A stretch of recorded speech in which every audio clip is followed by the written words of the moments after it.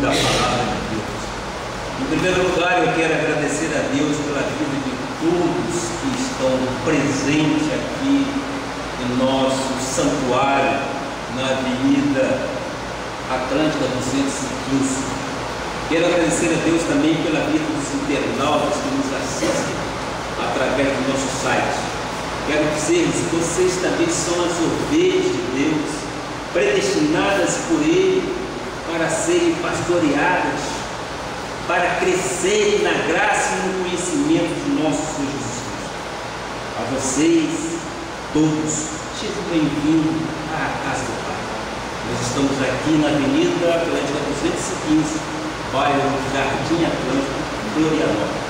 Caso você more aqui na Grande Florianópolis, nós queremos te convidar, venha nos visitar. A igreja presta um serviço religioso para que você possa, sem medo, sem temor do mal, vencer as vicissitudes dessa vida. Cristo em nós é a esperança da vida. Nele, eu e você podemos confiar. E quando nós confiamos em Deus, nós descansamos nas promessas que Ele deixou para nós. São mais de 7.000 promessas que Ele tem para você, meu amado. Creia, você tem direito a comer o melhor desta terra. Deus é Pai, e Ele é um Pai amoroso. Ele quer ver você bem-sucedido em todas as áreas da sua vida. E o nosso ministério é um ministério de reconciliação, não é um ministério de reconciliação. Nós não disputamos pecado, porque todos os pecados, passados, presentes e futuros, já foram encravados na cruz do Calvário, quando lá Ele se fez o quê? Ele se fez um cordeiro pascal. Nós não vivemos mais de obras da lei, nós não vivemos mais de obras da carne, não. Nós estamos casados com uma nova aliança, uma aliança de superiores promessas. Nesta aliança, você é um com Jesus. Creia, você nasceu para vencer em nome de Jesus. Receba os cumprimentos da Igreja Evangélica Cristo Vive em Florianópolis.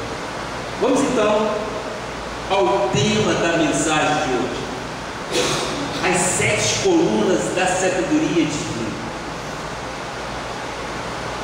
Só o tema em si, só o título do tema já nos diz muita coisa. As 7 colunas da sabedoria. E nós precisamos construir nossas casas espirituais, nós precisamos construir também nossa família com base em colunas, não é isso? Nós temos que ter a firmeza de que Jesus está no controle.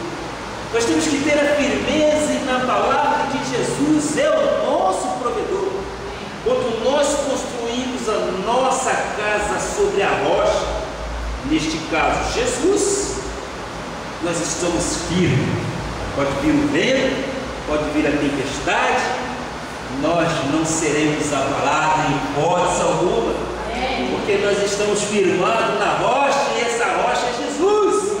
É Ele que nos dá força para que nós possamos vencer as adversidades desta vida.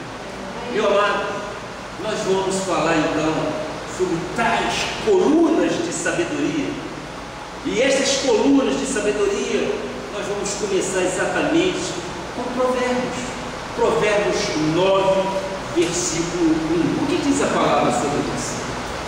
A sabedoria edificou a sua casa, lavrou as suas 7 colunas. Que esta palavra abençoe os nossos corações. Oremos ao Pai. Senhor Jesus Cristo, Tu conheces o meu coração, Tu sabes como eu estou feliz em poder mais uma vez estar neste altar. Tu conheces o meu coração, Tu sabes o júbilo que carrego, porque creio que o Senhor é o meu pastor, nada, absolutamente nada me falta. Pai, Eu me derramo em Ti neste momento, te peço, meu Pai. Me dê sabedoria para que eu possa transmitir ao Teu povo aquilo que Tu queres dizer à igreja, que seja eu um instrumento vivo para dizer boas novas de grande alegria aos dessedentados, àqueles que querem ouvir e precisam sim de uma novidade de vida. Muito obrigado pelo Espírito do Senhor em mim. Muito obrigado pelo Espírito do Senhor nesta igreja. Nós cremos que o poder de Deus está sobre nós. E nós queremos vencer todos os males. Revela-nos, Pai, como se constrói uma casa. Revela-nos, Pai, como se constrói uma vida com colunas de sabedoria. Nós vamos aprender isso, meu Pai. Que seja a Sua revelação para as nossas vidas, em nome de Jesus. E todo o povo que ama a Deus diga amém, amém e amém. Glória a Deus. Meus amados e amadas do Senhor, pedras vivas do Senhor, nós sempre iniciamos este momento de pregação com algumas palavras de Paulo. Porque as palavras de Paulo, sim, elas nos educam a vencer. Eles combatiam o combate. E ele só se alegrou no Senhor quando ele terminou este combate. Esta é a nossa pregação, esta é a nossa satisfação. E hoje, meu amado, minha amada irmã, nós vamos falar especificamente sobre uma casa construída com sabedoria. Deus não pode deixar de solucionar os problemas daqueles que são seus filhos. Compreenda? Assim como nós procuramos defender qualquer tese de nossos filhos, assim como nós procuramos, sim, resolver os problemas dos nossos filhos quando se depende de nós, isso é o nosso Pai Celestial. Nós dependemos sempre dele. Ele é o meu e ele é o seu pastor. E ele não quer que nós demos glória dele. Ele não quer quebrar a aliança que ele fez para conosco. Ele não pode mudar. Ele é imutável. Ele é um Deus de amor. Ele é um Deus longânimo e misericordioso. Ele é um Deus que realmente cuida de nós. E Ele nos deu, através da palavra de Salomão, dizendo que a sabedoria é o bem maior que nos edifica. Um sábio vai muito longe em busca dos seus objetivos. Uma pessoa que desconhece titubia.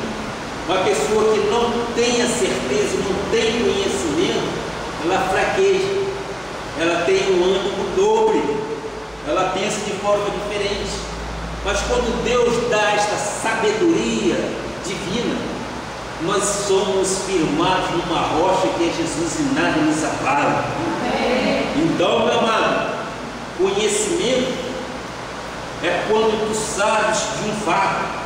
Eu vou começar então a detalhar e explicar. Mas a sabedoria é quando tu sabes o que fazer com os fatos acontecidos da vida. Quando tu sabes lidar com situações, quando tu sabes enfrentar espiritualmente as adversidades. Isso chama o quê? Sabedoria. Então, quando tu sabes lidar com qualquer situação em linha com a palavra, tu estarás sendo o quê? Uma pessoa sábia. E é por isso que nós estudamos a Bíblia. E é por isso que nós dizemos que o nosso ministério é de conhecimento da palavra.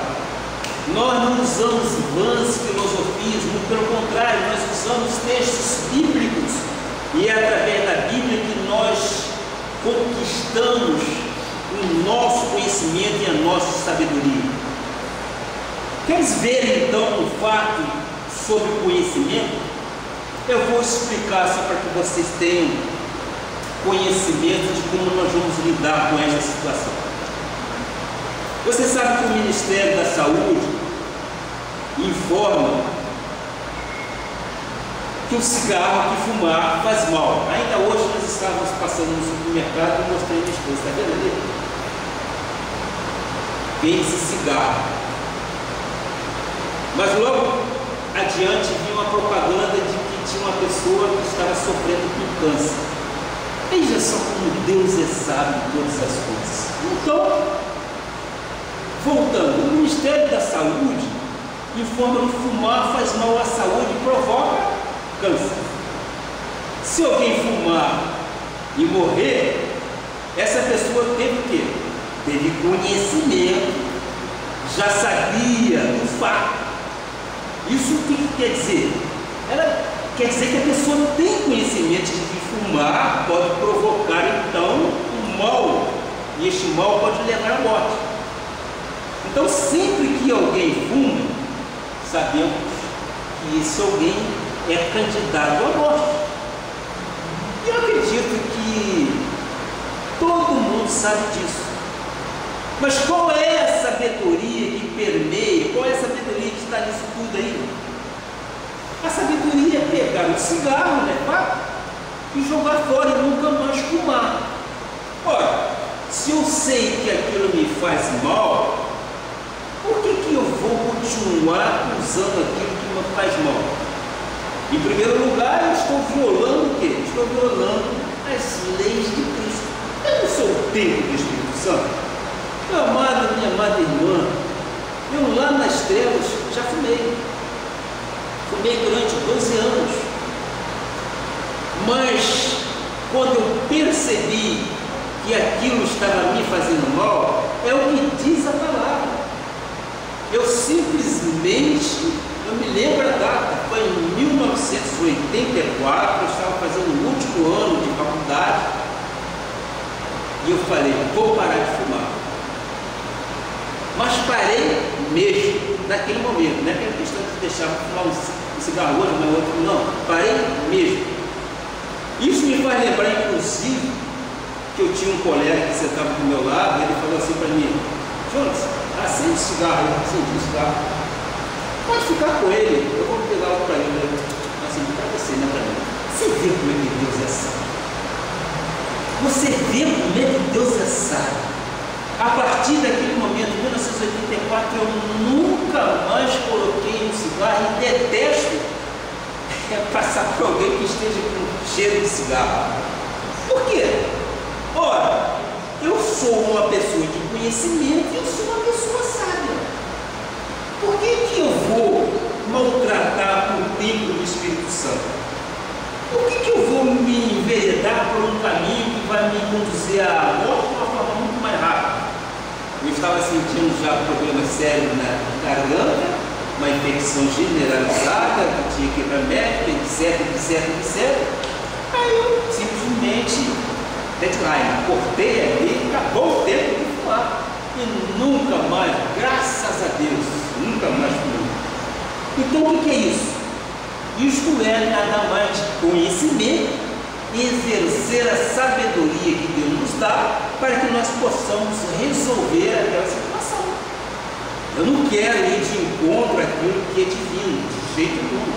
Mas quando nós estávamos perdidos, por isso eu disse, eu sou filho de pastor, vivi 16 anos na igreja batista, com todo respeito, sim, mas eu não conhecia Deus.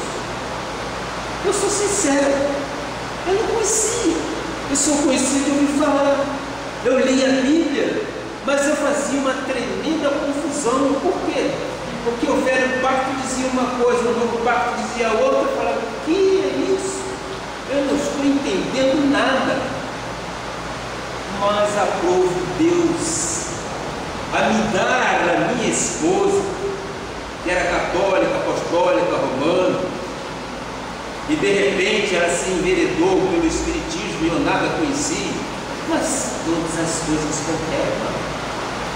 Se você tiver um pensamento divino no seu coração, você vai entender. Era o propósito de Deus para fazer com que eu começasse a retornar aos braços do Senhor e a viver em comunhão. Aí eu comecei, por meses, lá nós chamamos de borboletar, ou seja, ir na igreja A, na igreja B, na igreja C, na igreja D, e no final não podia isso, não podia aquilo, não podia aquilo outro, não podia uma opção de coisa. No final, que igreja é essa? A minha esposa dizia assim: não dá. Falei: é difícil, realmente, não dá, tudo é proibido. A Bíblia diz dizendo isso também, tudo nos convém, então nós temos que saber separar isso. Foi até que um irmão em Cristo Jesus foi usado por Deus e me disse, ele me chama de Jorge, tem um pastor português aí que está pregando, prega muito bem. Por que você não vai lá ouvir o pastor português? Olha, tá legal, eu vou sim, mas primeiro você vai na minha igreja e depois eu vou nessa igreja. Ele disse: você foi na minha igreja, nada acrescentou, e depois eu fui na igreja dele. Lá me acrescentou muita coisa, porque lá, quando nós estivemos pela primeira vez, a esposa sabe disso, nós fomos a um culto de jovem, a igreja tinha mais ou menos 5.000 pessoas, e o Espírito Santo desceu fogo ali e começou a falar coisas que realmente, a minha esposa disse: aqui é o meu lugar. Eu falei: eu também. É tão simples. As coisas vão acontecendo, por isso que eu disse que o crente em graça tem que ter conhecimento.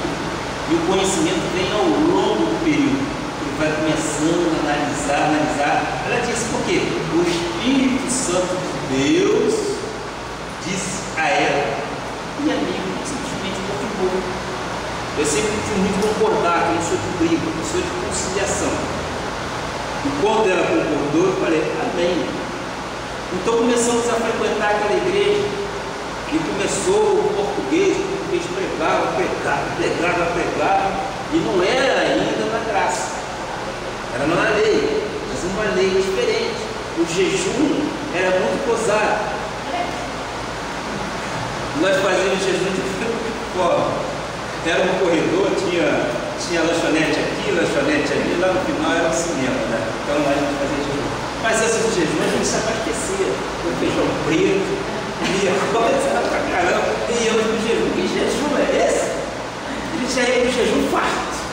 Aí passávamos ali, doido, fazendo vigília, quer dizer. Mas aprove Deus em 1988, quando esse português foi convidado por um homem de Deus, Van Gogh, um homem que tinha um ateliê de pintura em Petrópolis. Ele disse: eu vou te ensinar o que é Evangelho do Espírito Santo, o que é viver em graça.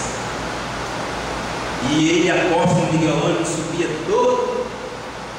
toda semana para Petrópolis e começou.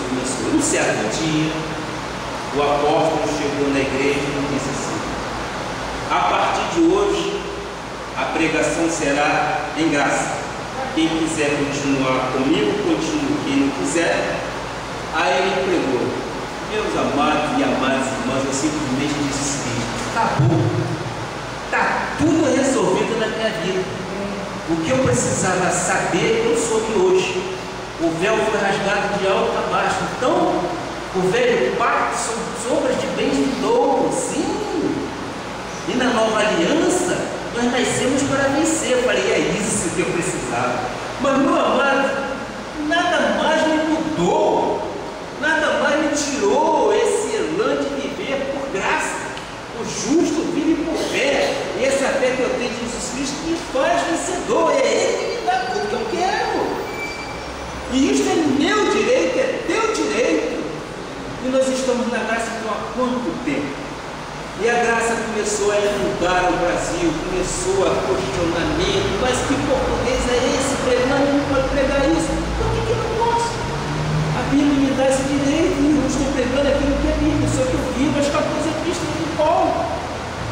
Eu não invalido o restante da Bíblia. Não, mas eu vi um novo pacto de superiores promessas. Isto é conhecimento, isto é sabedoria. E a sabedoria que Deus te dá, use, pegue realmente, porque a sabedoria te leva a grandes, sabedoria te leva a lugares realmente inimagináveis. O sábio abre portas, o sábio destranca as fechaduras, sim. Por quê? Porque ele tem conhecimento.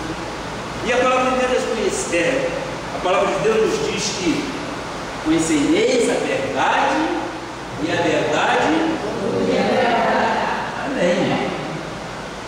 A partir do momento que você conhece a verdade, essa verdade vai te libertar de todo o jugo que você antes carregava. Você vai viver de uma forma tão livre, você vai viver de uma forma tão sábia, que nada vai ser pesado para você. Primeiro, eu diria a você que o crente não nasceu para pecar. O crente com conhecimento bíblico, ele não peca. Porque quando ele começa ou pensa em se desviar, o Espírito Santo puxa de não, caminho é esse, é aquele. Por quê? Porque você conhece a palavra. Você não vai questionar com a palavra, você não vai brigar com a palavra, você simplesmente diz, sim Senhor mesmo. Esse é o temor reverencial que nós temos com o nosso Senhor Jesus Cristo. Por quê? Porque nós conhecemos. Já lá na lei, a lei não tem esse conhecimento, nós temos o conhecimento divino.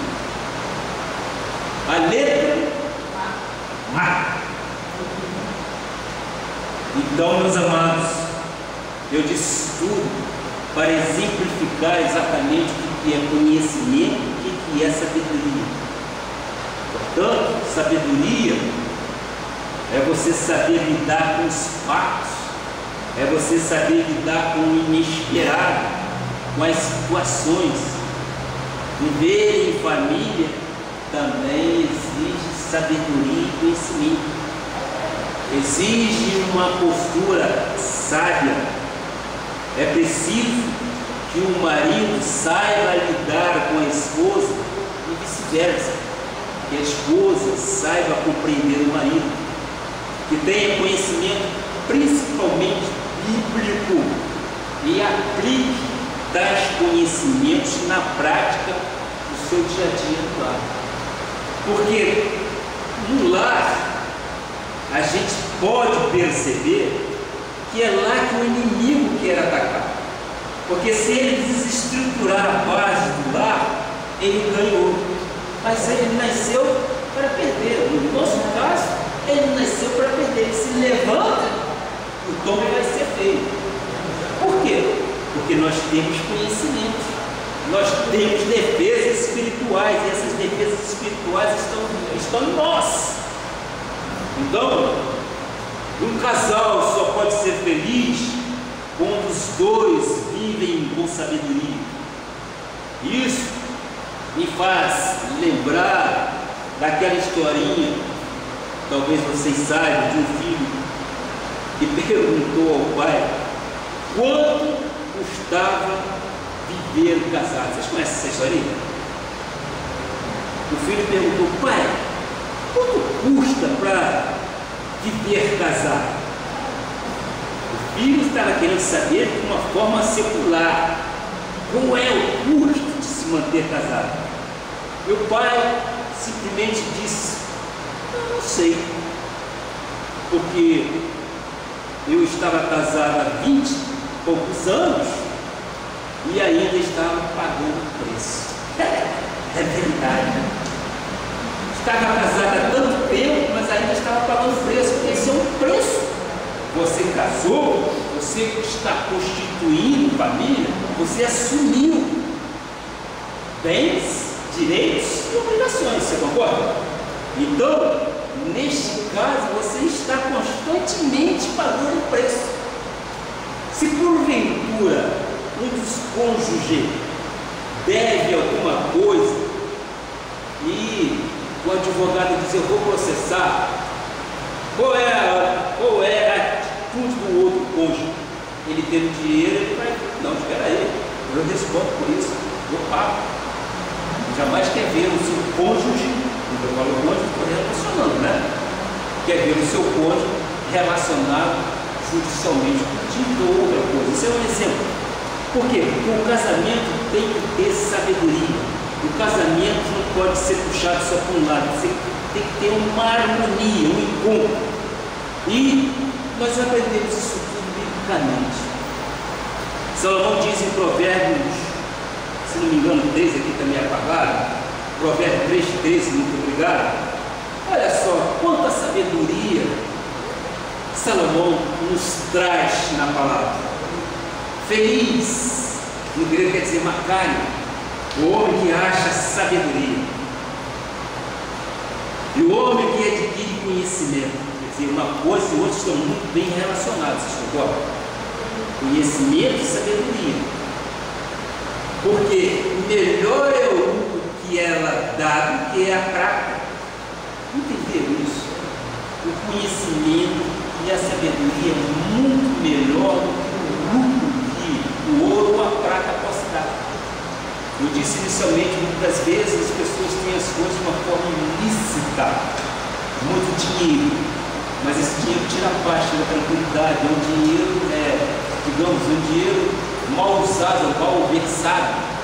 Isso traz aqui tranquilidade. Hoje nós vemos aí tantas autoridades, ainda bem que nós estamos vendo tantas autoridades que antes nós nunca tivemos visto. Por quê? Porque o chamado colarinho branco, pelo colarinho branco, não ia para a cadeia. Onde você vou perguntar a igreja, onde alguém já viu um banqueiro ser preso? Diz para mim, alguém sabe? Nem eu. E é a primeira vez. E graças a Deus isso está sendo passado a limpo.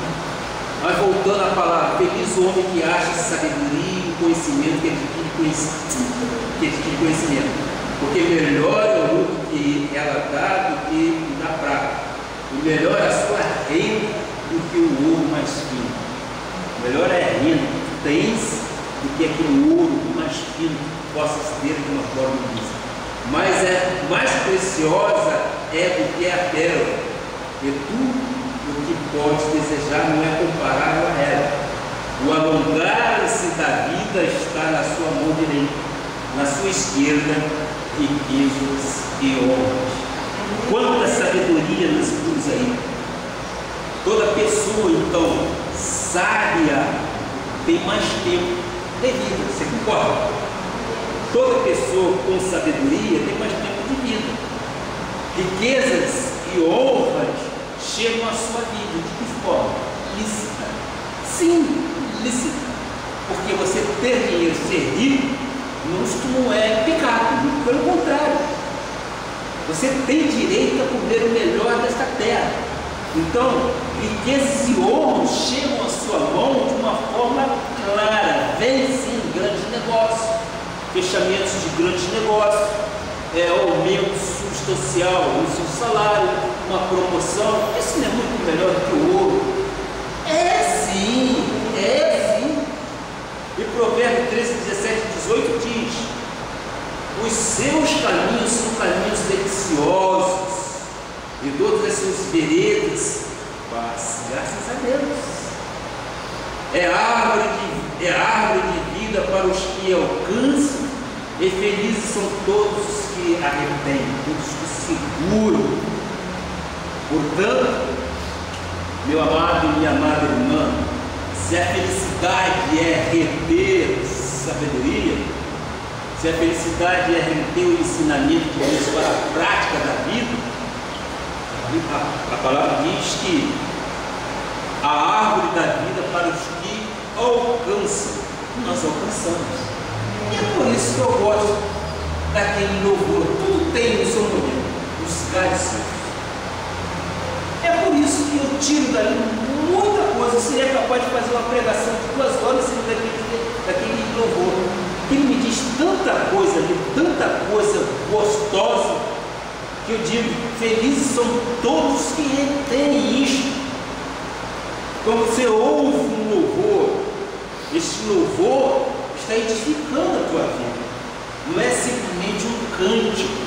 Ele está trazendo para você o quê? Uma poesia, mas ele está também trazendo paz ao teu coração. Ele está te inspirando, te mostrando exatamente os benefícios que Deus tem colocado para você. É a alegria da vida, meu irmão. Nós vimos nos textos básicos: a sabedoria edificou a sua casa, lavrou as suas 7 colunas. A sabedoria, neste caso, edificou a tua vida. Todos nós estamos construindo uma chamada vida. As 7 colunas de que o sábio Salomão fala, e sabemos que o número 7 é o número da perfeição. Então, vai nos mostrar como se constrói uma casa, uma vida feliz, com longevidade, com honra, com riqueza e com prazer. Então, muitas casas caem porque foram construídas de forma errada, ou talvez foram usadas materiais errados. Vamos então aprender como se edifica uma vida bem construída, para que haja o quê? Para que haja prosperidade, para que haja saúde, riqueza, honra, longevidade e felicidade. Isso é importante quando nós fazemos a associação entre a construção física de uma casa, que precisamos levar o ferro, o cimento, etc. Nós estamos trazendo para a nossa vida espiritual, nós também precisamos construir uma casa edificada na rocha, que é Jesus. Jesus nos ensinou como construir esta casa. Ele, além de engenheiro e arquiteto do universo, Jesus também é o quê? Jesus também é o engenheiro e arquiteto da minha e da sua vida. Ele é o engenheiro e arquiteto da sua vida. Você já se imaginou como é que é uma concepção? Como é que é uma fertilização para gerar um filho? Só a genética divina é capaz de nos mostrar isso, porque eu chamo isso de um milagre de Deus para as nossas vidas. É uma perfeição tão laboriosamente detalhada que Deus nos deu, que a gente vive realmente de uma forma graciosa. E esta forma graciosa só quem tem somos nós, que somos gratos a Deus, que temos um coração totalmente contrito ao Senhor. Nós entendemos que antes de nós nascermos, nós já éramos do Senhor. Esse é o privilégio. E é tão fácil compreender isso para nós, porque nós entendemos que a gente ainda não tinha forma. O nosso Senhor Jesus Cristo já nos conhecia, na sua presciência. Que coisa linda, né? Parece até poesia, parece até coisa de um outro mundo, mas não, mas isso é Bíblia. E essa Bíblia nos ensina a viver de uma forma primorosa. Então, Jesus nos ensinou a construir esta casa. Ele é o engenheiro da nossa vida. Veja como constrói uma casa, diz em Mateus 7, versículo 24. Todo aquele, pois, que ouve estas minhas palavras e as pratica, será comparado a um homem prudente que edificou sua casa sobre a rocha. Esse é o primeiro ponto. Para você ter uma casa construída sobre a rocha, que é Jesus, a palavra diz: todo aquele, pois, que ouve estas minhas palavras e as pratica, será comparado a um homem prudente. Sim. Você tem que ouvir, você tem que internalizar em seu coração, mas você também tem que ser o quê? Prudente. E para você ser prudente, você tem que praticar aquilo que a palavra diz. Não basta você só ouvir e deixar a vida te levar, como diz o Zeca Pagodinho. Não. Deixa a vida me levar, deixa dele. A minha vida, quem leva é o Senhor Jesus Cristo. Então, ele nos mostra como se constrói. Ele diz em Mateus 7, versículo 25 e 27. Aí começa: a narração. E caiu a chuva, transbordaram os rios, sopraram os ventos e vieram com ímpeto contra aquela casa. Não caiu porque fora edificada sobre a rocha. E todo aquele que ouve estas minhas palavras e não as pratica, será comparado a um homem insensato que edificou a sua casa sobre a areia. E caiu a chuva, transbordaram os rios, sopraram os ventos e vieram com ímpeto contra aquela casa. E ela desabou, sendo grande a sua ruína. É verdade. Ora, se você sabe como construir uma casa e você não pratica aquilo que é ensinado biblicamente, você é chamado de insensato. Por quê? Porque se construiu sua casa de qualquer maneira. E nós estamos falando neste momento de casa espiritual. Nós estamos falando neste momento do nosso lar. Como você constrói. Pode saber qual é a qualidade da tua casa, sim. Você, quando constrói uma casa, você tem que saber que na casa espiritual você vai lidar com a adversidade. Muitas vezes o inimigo quer, eu não diria te possuir, que jamais ele pode te possuir, mas muitas das vezes o inimigo quer te enredar, quer te envolver por artimanhas tais que você fica realmente tem dificuldade para sair. Mas quando você vê, não, espera, eu sou filho do Altíssimo, nenhum mal pode me atingir. Você começa então a fazer o quê? Você começa a colocar na sua vida o quê? Aqueles bens que o nosso Senhor Jesus Cristo te deu. Sim, você e Deus é a maioria. E você começa a dizer, todas as coisas cooperam. Maior é aquele que está em mim do que aquele que está neste mundo. O inimigo levantou para cair. Você começa a profetizar na sua vida. Você, quando começa a profetizar na sua vida, o inimigo, não gosta de ouvir isso. Não gosta. Porque ele tenta. A palavra de Deus diz que ele veio para matar, roubar ou destruir. Mas quem veio para dar vida em abundância? Quando nós conhecemos, quando nós lidamos com isso, o inimigo jamais vai tentar qualquer coisa na sua vida. Porque ele sabe que aquela terrena dele é terreno dele. E ele conhece exatamente quem é filho. Ele conhece. Porque ele diz, contigo eu não quero nada. Porque ele te conhece. Você é filho do Altíssimo. Agora, onde ele tem morada, ele começa a querer permear o quê? A minar a família, que é lá que começa. Mas você é autoridade maior, você é muito maior de qualquer situação que for levantada assim. Mateus 7,25, você tem Mateus 7,25, e caiu a chuva, transbordaram os rios, sopraram os ventos, fizeram ruim contra aquela casa que não caiu, porque foi edificado sobre a rocha. Este é aquele que ouve, pratica a palavra. Porque quando vem as tribulações, quando vem as vicissitudes, as adversidades, você está alicerçado na rocha que é Jesus. Aí vem o vento, vai a chuva, vem a tempestade, vem tudo. E você pensa que vai desmoronar? Nunca. Por quê? Porque você está sólido, você está construído, você está edificado nesta rocha que é Jesus. Essa rocha significa o quê? Significa exatamente um homem prudente. Ele ouve e pratica. Então, se nós lembramos que há tempo disso, quando eu estava preparando a mensagem ontem, me veio isso à cabeça. Se eu não me engano, foi em 2004. Vimos o furacão Catarina. Vocês se lembram disso? Vocês são daqui do sul. O furacão Catarina devastou o litoral sul do Brasil. Você se lembra? Eu estava no Rio. Eu me lembro que foi uma catástrofe violenta. Atingiu principalmente o oeste de Santa Catarina. Uma tempestade. Essa tempestade, quando sopra, ela destrói o quê? Casas, destrói prédios, alagam cidades, não é isso?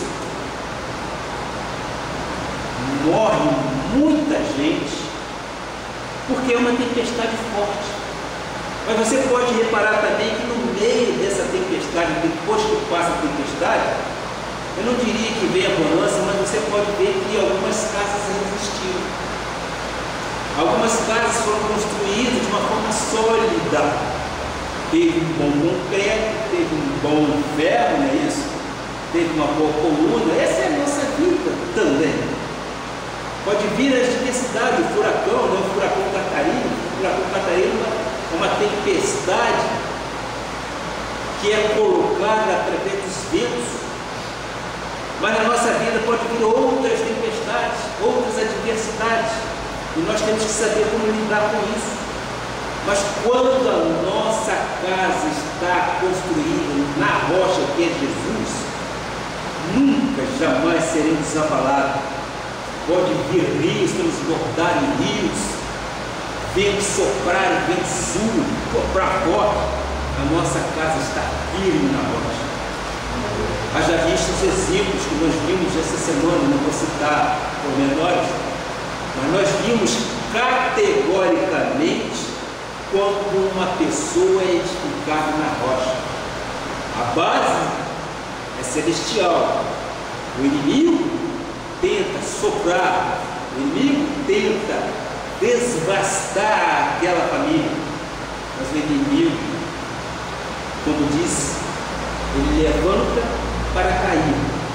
Porque na casa que está sendo construída, esta casa foi construída sobre a rocha, que é Jesus, esta rocha é a autoridade máxima em qualquer lugar. E ali vale muito mais a sua opinião espiritual do que aquilo que vem do outro mundo. Isto é sabedoria, isto é conhecimento. O que nós podemos perceber e entender de Salomão, o homem mais sábio da Bíblia Sagrada, tirando Jesus Cristo, evidentemente, né? Ele construiu a sua casa sobre 7 colunas. Ele disse que seria uma casa construída com sabedoria, que resistiria às tempestades, que traria felicidade, traria paz e prosperidade. E é isso que eu quero mostrar para a igreja hoje, nesses 30 minutos que me restam. Eu e você passamos por tempestades tão grandes, mas tão grandes, que se nós não tivéssemos materiais sólidos na nossa construção, já teríamos desabado há muito tempo, já teríamos sumido. Mas percebemos que temos a nossa vida construída sobre a rocha que é Jesus. Vamos então entender hoje quais são as 7 colunas de sabedoria que resistem à tempestade e trazem para nós, neste caso, felicidade, paz, harmonia e prosperidade. Primeira coluna, tome nota aí no seu caderninho. Eu tenho 30 minutos. O temor do Senhor. O temor do Senhor é o princípio do saber. Provérbios 9, versículo 10, se não me engano, isso, Provérbios 9, o temor do Senhor, isso é anterior. O temor do Senhor é o princípio do saber, mas os loucos desprezam a sabedoria e o ensino. Por que eles desprezam a sabedoria e o ensino? Eles são loucos. Os loucos não somos eleitos, nós somos sábios. Mas a gente louca, tem gente que vai à igreja só quando tem necessidade, mas não fica sustentando, ou sustentado, melhor dizendo, no temor de Deus. E se uma pessoa não tem o temor de Deus, que é o princípio de toda sabedoria, na realidade, ela não tem a primeira coluna básica da vida, que traz o quê? Felicidade, que traz prosperidade e bem-estar. Então, o temor do Senhor é o princípio de todo saber, mas os loucos desprezam. Eu simplesmente digo: Senhor, Eu até compreendo porque eles desprezam. A própria palavra diz que eles são novos. Eles desprezam. Mas nós não desprezamos. Nós sabemos que o temor a Deus se inicia exatamente no momento da oração. Sabemos que o temor a Deus é o princípio desta sabedoria. A consagração a Deus pela oração é muito importante para a vida de um cristão. Muitas das vezes a igreja é trocada por um time de futebol que está jogando. Aí eu te pergunto, onde está o temor de Deus? E é por isso que quando passa um vento, a casa balança, a casa treme. O seu time de futebol é muito mais forte do que o temor reverencial de ir à igreja do Senhor prestar um culto racional. Meus amados, nos momentos de jogos da Copa do Mundo, no Rio de Janeiro, eu não perdi nunca. O Brasil está jogando? Paciência. Depois eu sei o resultado, eu vou ver na televisão. Se for um resultado satisfatório, eu vou ver uma expectativa boa. Se for negativo, nem ver, não vai ver. Por quê? Porque eu tenho temor reverencial ao nosso Senhor Jesus Cristo. Eu não troco um futebol que eu gosto por uma mensagem. Eu não troco, porque na mensagem, naquilo que Deus está colocando para a igreja, eu vou ter muito conhecimento, vou ter muito crescimento, vou ter muita sabedoria, e o meu alongar-se está nisto. Eu sou grato a Deus por isso tudo. A própria palavra diz que a pessoa que teme a Deus é feliz. É feliz.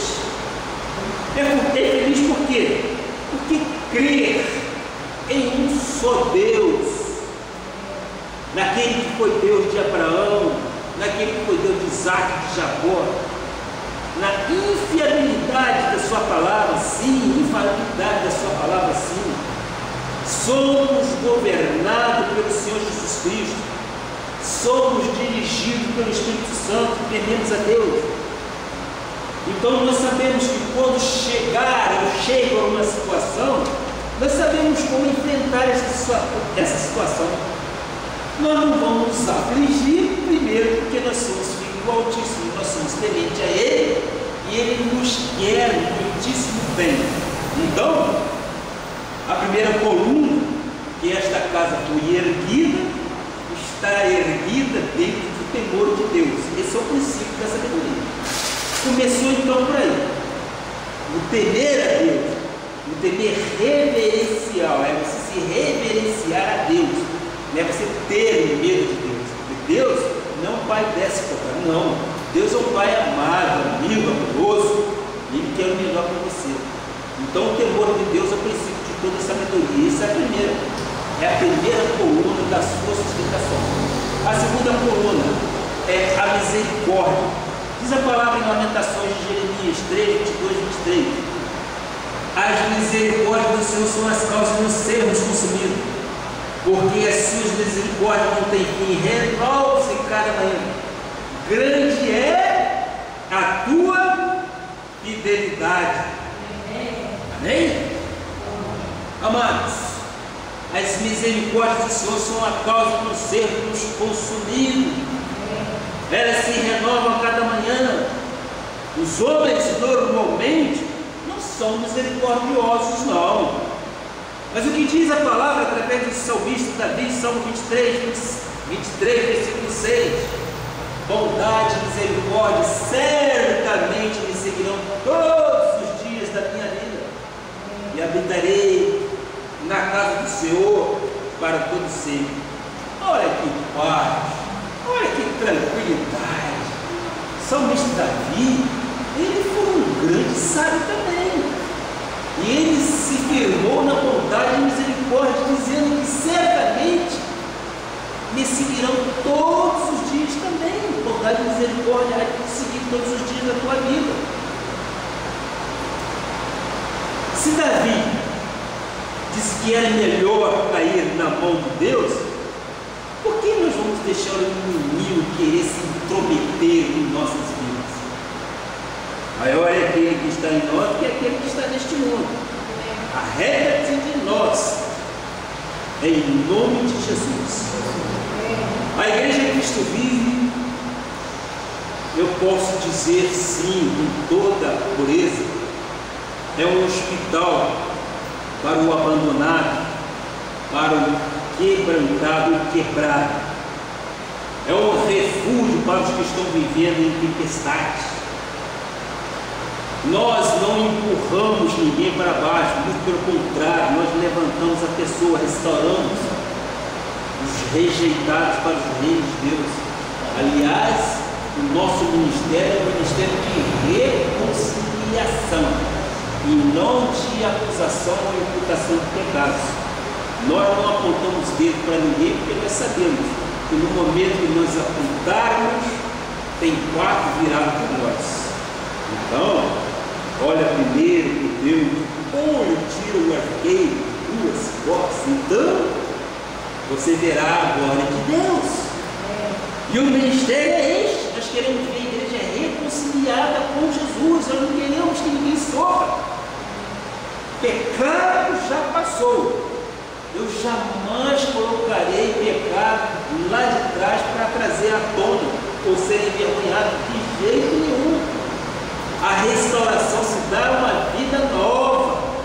Deus se faz renovar em nossas vidas a cada momento. Pois a alegria do Senhor é a nossa força. Nós cremos nisso, nós vivemos isso. Atos 15. Agora, pois, por que tentais a Deus, pondo sobre a serviço dos discípulos um jugo que nem os nossos pais puderam suportar em nós? Eles colocavam um jugo sobre os ombros das pessoas para punir, para condenar. Então a lei, na realidade, nós podemos concluir que ela não é misericordiosa. Nós temos que ter misericórdia com os que sofrem, sim, porque ou eles não conhecem bem a Deus, ou estão caídos.